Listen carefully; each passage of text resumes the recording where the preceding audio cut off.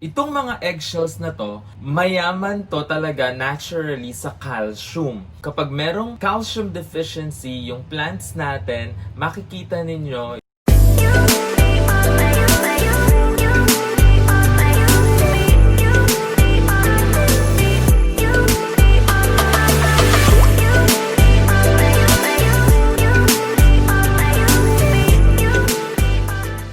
Hi guys, I'm G of Lush Lifestyle Plants and welcome back to our official YouTube channel, Lush TV. So for today's episode, ituturo ko sa inyo kung paano gamitin ang eggshells or itong mga balat ng itlog bilang pataba sa halaman at kung ano yung mga benefits na makukuha ng mga halaman natin sa kanila. Itong mga eggshells na to, mayaman to talaga naturally sa calcium. And by the way, calcium is a secondary nutrient na kailangan ng mga halaman natin. Kapag merong calcium deficiency yung plants natin, makikita ninyo yung tinatawag na edge necrosis or yung mga may brown yung gilid ng dahon. Meron din yung maliliit yung mga bagong dahon. And meron naman yung mga roots ay mahihina. So ito yung mga halaman na tingin ko ay merong mga calcium deficiency. Kung makikita nyo, itong ZZ plant dito, itong mga bagong dahon niya, mas maliliit compared dito. And yes, kapag bago yung mga dahon, naturally, talagang mas maliliit siya. Pero ito, matagal na siya. Matagal nang nag-bloom to. Parang mga 3 or 4 weeks ago na lumabas tong bagong dahon niya. And mas maliliit siya. So I feel na kulang siya talaga sa calcium, kaya hindi siya lumalaki ng maganda. Ito naman yung sinasabi ko sa inyo kanina na edge necrosis or yung nabubulok yung gilid ng dahon ng halaman natin. So ituturo ko sa inyo kung paano natin magagamit itong eggshells na to bilang source of calcium ng mga halaman na to. Actually, we have two ways kung paano natin magagamit or makukuha yung calcium dito sa mga eggshells na to. First is, kapag nagpapakulo kayo ng itlog, yung pinagpakuluan na tubig, huwag nyo siyang itatapon. Palamigin nyo siya, siguro overnight, and then pwede nyo na siyang ipangdilig sa halaman dahil meron na siyang calcium. And then, ito yung actual eggshells, dudurugin nyo lang siya. Actually, mas maganda kung mapatuyo nyo to sa araw para mas madali siyang i-powderize. Kasi kailangan durug na durug siya. Kung kaya nyo siyang powdery na texture, mas maganda. Mas durog, mas maganda. Kasi matagal po bago mag-breakdown or mabulok dun sa lupa ng mga halaman natin. And kapag nag-breakdown lang siya, dun lang makukuha or maa-absorb yung mga nutrients. Kasi yung iba, medyo mas malalaki pa yung pieces, inilalagay na sa ibabaw ng halaman or sa minimix na sa soil ng halaman. Medyo matagal po bago natin makita yung resulta kapag mas malalaki yung pieces ng eggshells. So remember that, mas malalaki yung pieces ng eggshells, mas matagal bago natin makuha yung desired outcome natin. Ipapakita ko sa inyo yung second na way kung paano natin magagamit yung eggshells bilang fertilizer. So mas maganda nga, sabi ko, kung mapatuyo nyo siya sa araw and then pwede nyo na siyang durugin. Kung meron kayong mortar and pestle, mas maganda kasi mas madali nyo siya madudurog. Okay, so dudurugin nyo lang siya. Actually, mas madali pala siyang durugin kung kakamayin nyo siya. So ako kinakamay ko na siya. Sabi ko nga sa inyo, mas powdery, kung kayang mas powdery, mas maganda. Pero ako siguro, for this demonstration, hindi ko maa-achieve yung powdery. So as little as possible, itatry ko siya para maipakita ko sa inyo kung paano siya magamit. Actually, pwede nyo rin itong ihalo sa compost bin nyo kung meron kayong compost sa bahay. Maganda rin siyang ihalo doon kasi may incorporate yung calcium and kapag nilagay mo siya sa plants, mas maganda yung magiging effect. Okay? So, i-apply mo lang siya. So, it's either pwede mo siyang ilagay sa topsoil, pwede mo rin siyang i-mix dun sa soil.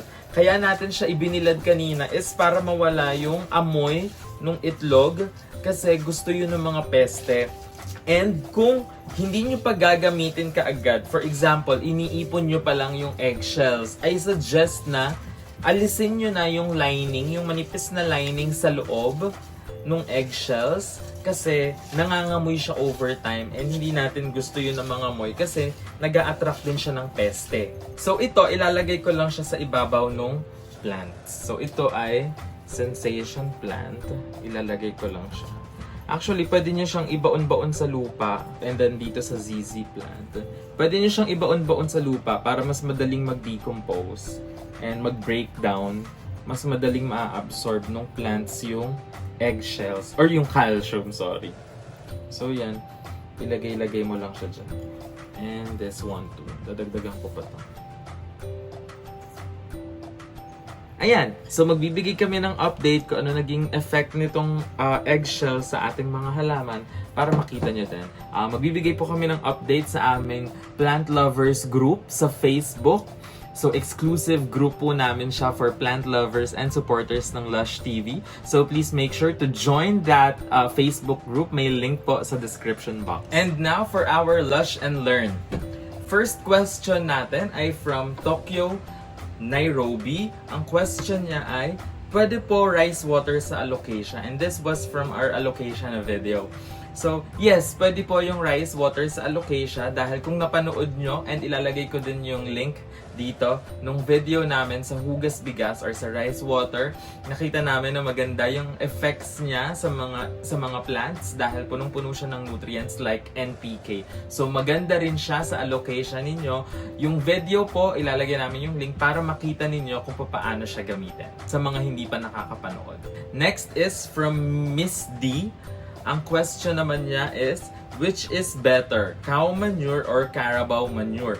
Actually, marami nga kami nakuhang questions about sa carabao manure nung inintroduce namin siya sa isa sa mga videos namin.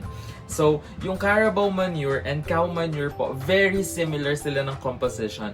Very equal yung distribution nila ng NPK or nitrogen, phosphorus, and potassium. Ang hindi nila kamukha or hindi similar ng composition ay yung chicken manure. Kasi commercially available din yung chicken manure sa mga nagtitinda ng mga fertilizer and all. So, chicken manure po, medyo mas mataas yung nitrogen niya compared sa phosphorus and potassium.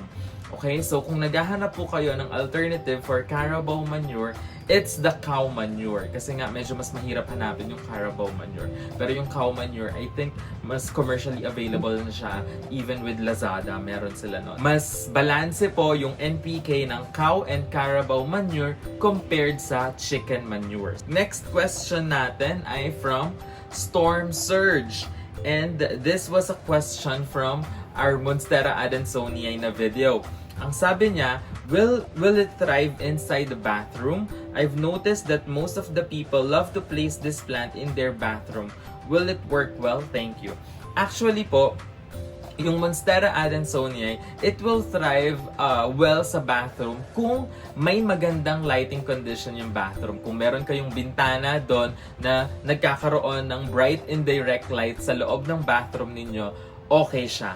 Kaya siya nagtathrive sa bathroom, and even most of the tropical and semi-tropical plants nagtathrive talaga sa bathroom is because of the high humidity. Mataas po naturally yung humidity ng mga banyo natin, kaya gusto nila doon. Just make sure na merong proper light condition sa bathroom dahil most of the bathrooms, alam natin, madilim, di ba? So, make sure lang na meron kayong bintana sa bathroom and nakaka-pass through yung ilaw doon or yung sunlight doon.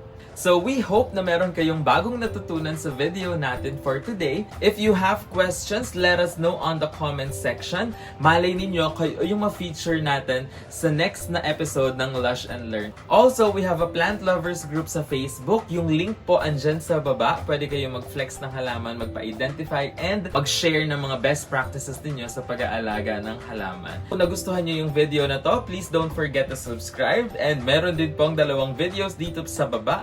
Panoorin nyo up next. But thanks for watching. See you on the next video and happy holidays!